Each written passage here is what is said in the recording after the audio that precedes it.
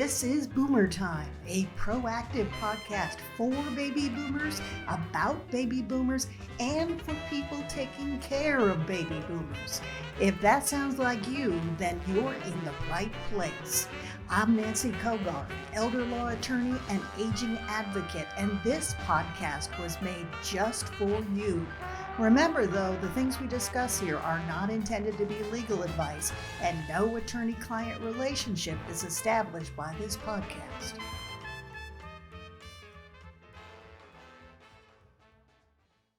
Welcome. Nancy Kogar here, and this is Boomer Time. Welcome. I'm glad you're here.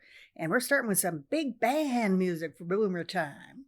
I like it. Let me know what you think of it. I think it matches the show perfectly.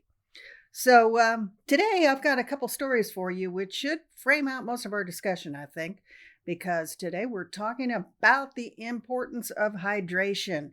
It has been hot. You don't have to tell anybody that, right? And it continues to be hot. We want to talk about keeping your cool and keeping yourself healthy, because even if you have air conditioning, you can still get dehydrated. In fact, it's estimated between 20 to 30% of all older adults are chronically dehydrated. So I want to share a couple stories. Like I said, one such individual that I'm going to share was a physically active older adult and was traveling in this hot weather and, just started to feel really lethargic, tired, no energy. In fact, they started having headaches and even had trouble getting out of bed. I've heard a couple people complaining about these kinds of things. So he finally went to the doctor, though, who shared that he was having symptoms of dehydration. So he increased his fluid intake. That means water, seltzer, things like that, not coffee or tea. And the tiredness went away within days. Now he's back with friends in those outdoor activities. It might sound familiar to you. Here's another neighbor of ours from right here in Tennessee who was out mowing the lawn. All this rain, too, makes our grass grow. My dachshund, Sugar, she's wandering around my backyard right now. Looks like she's in the bush. The grass has gotten pretty tall. But anyway, this guy was trying to cut the grass, and he was taking 5-minute breaks, sipping water, trying to keep his cool. But he started ignoring some cramping in his arms, and he really wasn't sweating all that much, so he didn't pay attention. But when he finished, he went inside, went in the shower. And you know what? He passed out, and he fell right on his head, which required a visit to the hospital and several staples to mend his crack in his head. So I just use those examples, real stories, to share that dehydration is dangerous no matter what your age is. But seniors, you're at greater risk for dehydration than other age groups because it can happen quicker than you think, and it can cause damage before you have a chance to rehydrate. So I want to spend some time talking about the signs of dehydration and how you can prevent it from happening to you on a warm or hot day without even sensing it. You know what? You're losing tons of fluid. And there are other factors that can put older adults at risk. The body ability to retain water decreases with age. So fluids are more easily depleted. And if you suffer from diabetes or you take diuretics, that can all cause problems too. So you may be asking, Nancy, why are you talking about this? You're a lawyer, not a doctor. Well, I don't want this to happen to you, okay? And I care about you and I care about your health. So that's why today we're focusing on hydration here on Boomer Time. And it seems like a simple topic, but it is surprisingly serious. And it sends lots of people to the hospital, especially in weather like we're having right now. We're going to talk more specifically most of the time about specific legal issues. But like I said, I want to focus, and we've talked about general quality of life issues here too. So I think these reminders are important, especially with how hot it's been out there. This is also for those of you out there who are caring for a loved one. It can be difficult to even recognize dehydration in older adults. They may tell you they're not thirsty, It can be especially difficult too when there's a dementia diagnosis involved. For all these reasons, that's why we're going to talk about some of these things today. And I've got a brand new segment that I'm introducing today. So I want to hear what you think about this. We're going to talk about some issues that have been in the news. It's part of my elder law news you can use. I want you to know about these stories. They are not on the news, unfortunately. So I want to make sure that you have a chance to hear about this. And I would love to hear what you think. So stick with me, okay? Got a lot on this show today, and I'm excited to share. So we will be right back.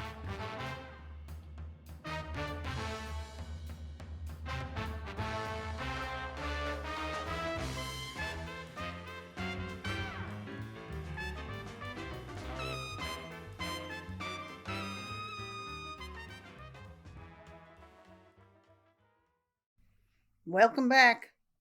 I love that jazzy big band music. Reminds me of my dad. He loved that stuff too. And I think it keeps us awake, right? We need some energy. So we're talking about hydration, importance of staying hydrated, and really the serious issue is as it relates to dehydration. Dehydration can cause all kinds of issues with your digestive system. I'm not going to get into the specifics because you know what I'm talking about, coming and going. It can cause dry skin, fatigue, muscle weakness, headaches, kidney stones. Boy, those are painful, and even bladder infections. And as we've talked about, and a lot of you are very familiar with this, those UTIs can lead to falls and confusion. Sometimes they can mimic dementia just from a urinary tract infection. So, all this is interrelated. And that's why I think it's important to talk about these things. So, obviously, this makes sense, doesn't it? Dehydration happens when you don't drink enough water. And when your body's water content is too low, it gets damaged and quickly. So dehydration is especially prevalent on hot days, or if you're out there exercising. I see people out there. I look at my car and it says 95 degrees and they're running. I don't particularly want to join them out there when I see that, but more power to them, I guess. Just as long as they stay hydrated, right? So mild or moderate dehydration is easy to recover from, but serious stuff that can cause strokes. You just don't want to go there. So as you get older, believe it or not, your sensation of thirst changes. That means that you may not feel as thirsty as you used to, even though you're really just not drinking enough. And sometimes people with dementia can experience those same kind of changes. They may be less able or likely to even get themselves a drink. I've experienced this. Maybe you have too, that, you can put a drink in front of someone, a drink of water, that is, and it doesn't always mean that they're going to drink it. You can put it before them, and, an empty cup doesn't necessarily mean that they drank it. They could spill it, or someone else could drink it and they pour it down the drain. So you have to be intentional about this, that they're drinking the right kinds of things that are hydrating them and not dehydrating them. And someone with dementia may become dehydrated. That's especially difficult because if they're unable to communicate, they can't recognize that they're thirsty, or they forget to drink, that can lead to more problems and just make dementia worse. So I'm just telling you all this to just try to incorporate hydration into your day. Get them a fun water pitcher or something like that, or some with a straw. I see lots of people using those, and that's a good way to track how much water they're drinking. So we went over some of these before, but signs of hydration can include thirst, right?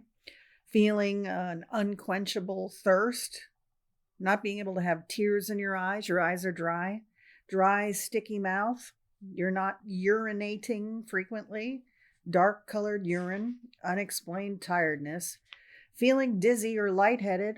We talked about that already. Confusion, risk of other issues, and just leads to instability. And, we've talked about how dangerous falls can be. So that can lead to an issue if you're dehydrated. So good hydration is helpful and in some significant ways. As I've said, older people don't necessarily have the same initiative to drink, but it may take them longer to realize they are dehydrated. But good hydration can enhance metabolism, which slows us down as we age. So you want to keep that metabolism going. I was at the gym today trying to burn that fat. I know the feeling. Good hydration boosts brain function. Your brain's made up of a lot of water. It's soaking in all that fluid in there, right? I don't think it's water, but you know what I mean. So, and it's good for urinary, digestive, and kidney health, I think. Water keeps your body well oiled. How does that sound? Like a car. So, elderly people, as I've said, are at a higher risk of dehydration because of the, changes that happen to their body as they age. Our bodies are made up of about 60% water. And that, just helps our body to function effectively. So it's crucial that you just spend some time knowing how much fluid you need, what drinks are best for us, and what our fluid requirements are, and how they may change later in life. There's all kinds of things online too you can buy that help with hydration, but I'm not going to go there today. So it will regulate your body temperature, keep your cells nourished, keep your joints lubricated. If you're a caregiver, keep an eye on hydration. So you may want to try some things too, to remind yourself about taking a sip. I know it, I even need those sometimes when I'm working. I set reminders, that alarms that go off and say, get up, walk around, get that blood going, time for a workout, or time for one of my clients to come in. So, you may try the same thing. Drink the water, set reminders, choose water over milk and coffee, all those kinds of things that'll dehydrate you, even though I love coffee, but and sip on those throughout the day. Also, here's an interesting point. Pay attention to medications because those can affect fluid levels too. They can make you dehydrated. So really, I know all this seems like common sense, but half the people in the world do not drink enough water during the day. So, that can lead to all kinds of body issues and slow down your ability to have your body function properly, can increase and help with aging. You want to be able to keep yourself hydrated so that you're even preventing or delaying any kind of chronic disease. So, have I made myself clear? Hydrate, hydrate, hydrate, right? And that includes all fluids, water-rich foods, fruits, vegetables, soups, So how much is enough? Well, of course, I'm not a doctor. I'm a lawyer, so this is not medical advice. Just general common sense and a reminder, right? So you should talk to your doctor about how to incorporate more hydration into your routine specifically. But, the 6 glasses of 8-ounce water, that seems to be about right. And, say 9 cups for women and 12.5 cups for men every day. So I hope this is helpful. I think it's helpful, especially in all this heat. The worst thing you can do is be dehydrated in this heat. So next, I want to bring you a brand new segment, which is going to be featuring a few recent news stories that I've already said have not made the headlines, but I think they're important to us and they concern planning, long-term care planning, aging. So I want to get these things in your awareness. So we'll be right back, and I want to hear what you think about this.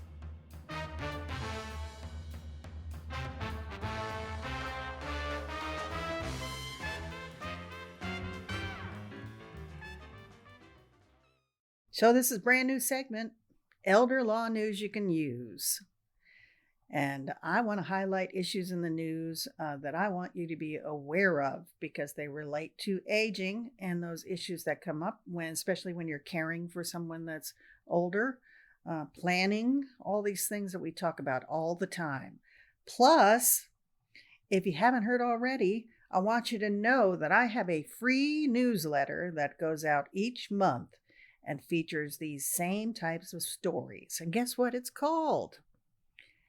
Elder Law News You Can Use. I know I wasn't being creative, but I thought it was a good name, so I'm using it here too. You can get on the list to receive this. All you have to do is visit my website, nancykogar.com, and ask to subscribe. So while you're there, though, you can check in with me. You can tell me what you think of the podcast, where you're listening from. If you have a burning question, send it along. Maybe you have an idea for a future show or a question you've been wondering about. I like hearing from you. And I'm hearing from more and more of you, and I appreciate that. So, here are a few headlines that I wanted to draw your attention to. 1, guess what? There is a brand new government report out on aging. Guess why? Because we boomers are aging over 65. So they're looking at this issue. I called it before the silver tsunami, the graying of America. The system is going to continue to feel more pressure for services and planning. So your planning needs to start early, especially if you want to stay home, independent, and out of a nursing home. There are lots of better options. If you've listened for a while, all this will sound familiar, and it takes planning. So there's a new report out from the U.S. Department of Health and Human Services, which looks at 4 areas that they've determined are critical in a national plan for aging. The first is more age-friendly communities, encouraging health, well-being, engagement, and connection with others. Coordinating housing with supportive services, so access to housing and opportunities to live independently and not in skilled care facilities. Increased access to long-term care. With costs on the rise, they want to look at how to make it more affordable. And finally, prevention, maintaining and creating more healthy lifestyles to keep a high quality of life and independent life. Where have I heard these things before? So it sounds exactly what we talk about here on Boomer Time, but I'd say don't wait on the government. These are things we all need to be working on and building plans for ourselves for our later years. Take the initiative, and I'm going to help you with that. Want to learn more? This article will be in its entirety on my website, nancykogar.com. Secondly, speaking of the rising cost of long-term care, here's another article that's hot off the presses, as they used to say, and it's entitled, The Rising Cost of Long-Term Care. So more specifically, this surrounds the cost of skilled care, nursing home care. As you know, the current average cost of a private room in a nursing home is around $108,000 per year. That's just not sustainable for most of us, probably 90% of us, right? And if you cannot afford that and you are eligible, you might look to the government for help with that care. But either way, comes from them. We're still paying for it in one way or another. So I believe in alternatives. But this story is talking about that too. So at any given time, did you know that nursing homes across the U.S. roughly house 630,000 older adults? And the average age is just 77. The primary reason is usually some illness that's made it difficult for them to care for themselves. So the most common issues involve dressing, bathing, walking, getting out of bed, using the toilet, and eating.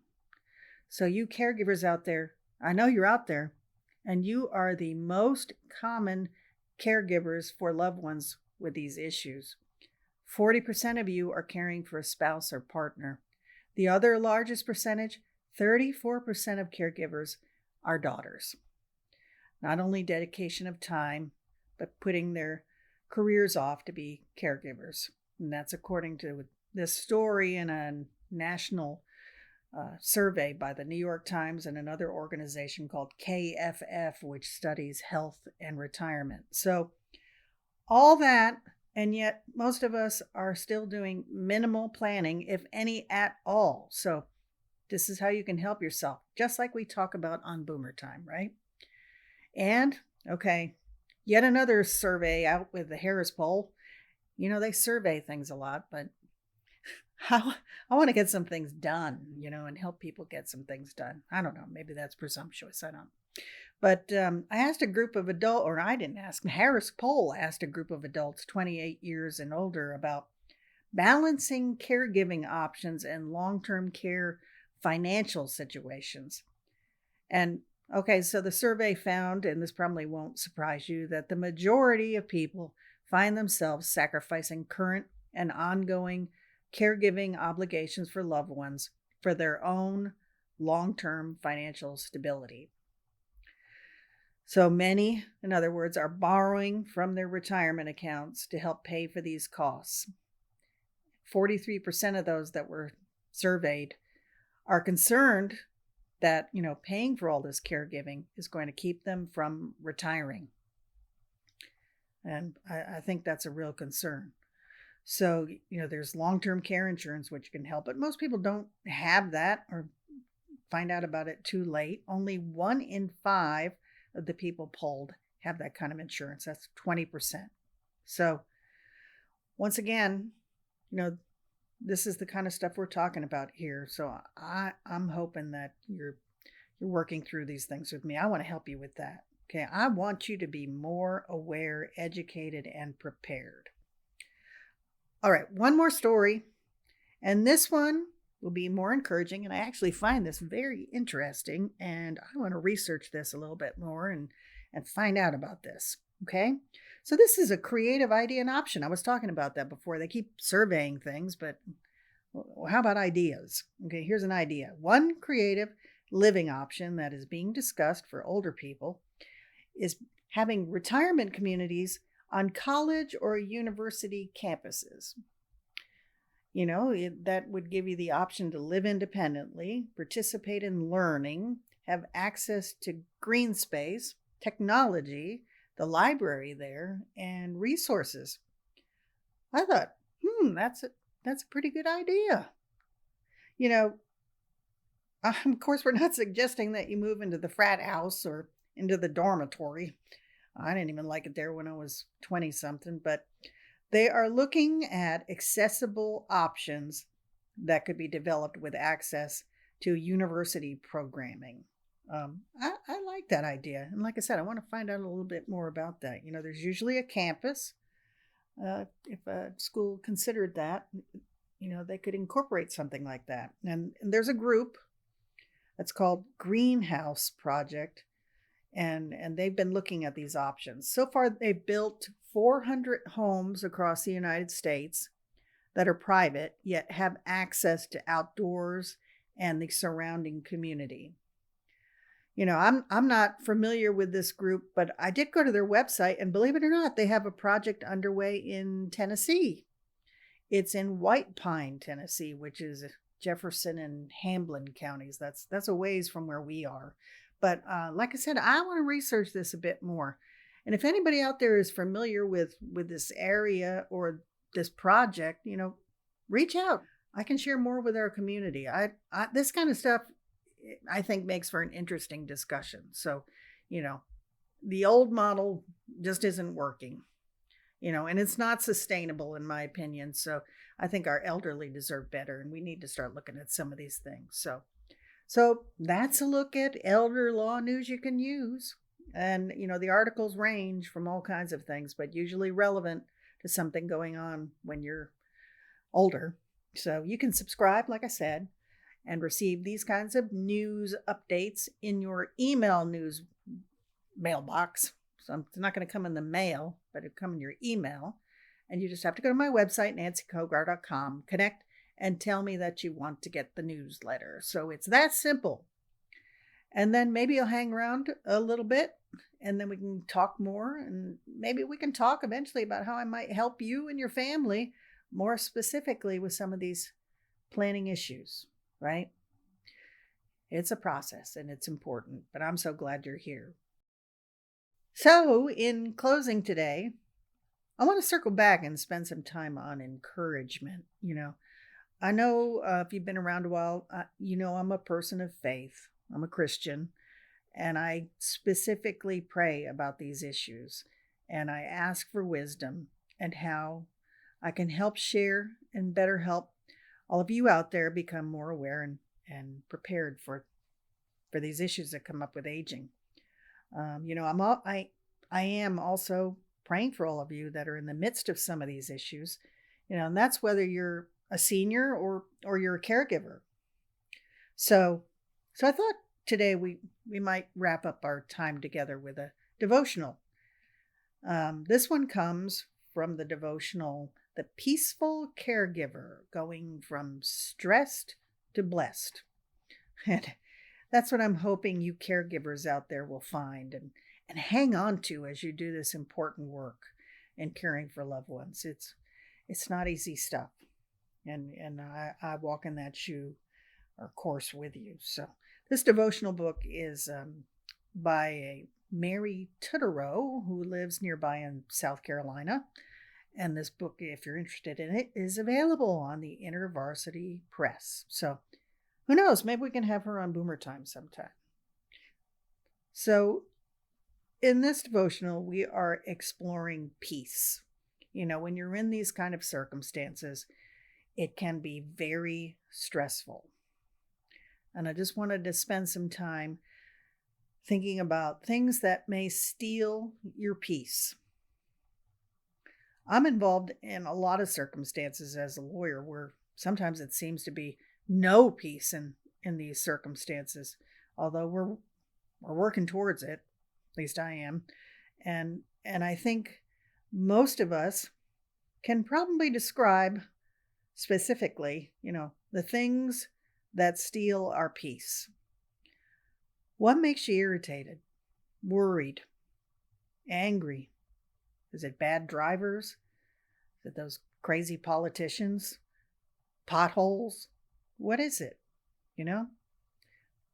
I'd like you to spend some time reflecting on these things that steal your peace. I know as caregivers, there are circumstances, responsibilities. Sometimes they feel like responsibilities. What does peace look like for you? Visualize that. And a lot of emotions, they can be overwhelming too. What might those be for you? Maybe family members aren't offering enough help. Maybe there's too much paperwork. Maybe there are too many tasks with not the right answers. You don't have to share it with anybody. I just want you to get it down on paper. Okay? I think these things are helpful. So I was going to end today just, praying over you and thanking you for being here today. And I just would just say that move through this knowing that, you're on a long journey and you need to care for yourself. And remember that there are people out there that care. There are people that can help. I believe there's a God out there that cares. Spend time talking with him. And I hope that you hear his encouraging voice. And I hope that I continue to be encouraging to you as well. So with that, I say amen. And I hope you stay hydrated and cool. Staying cool is important. And I hope you like elder law news you can use. I'm going to be watching to see what you're saying when you come into the website and see how many of you take me up on my offer. Okay? So I have enjoyed our time together today. And I really like this new music, so I'm going to listen to that as we end our time together. So, thanks, guys. I'll see you next time.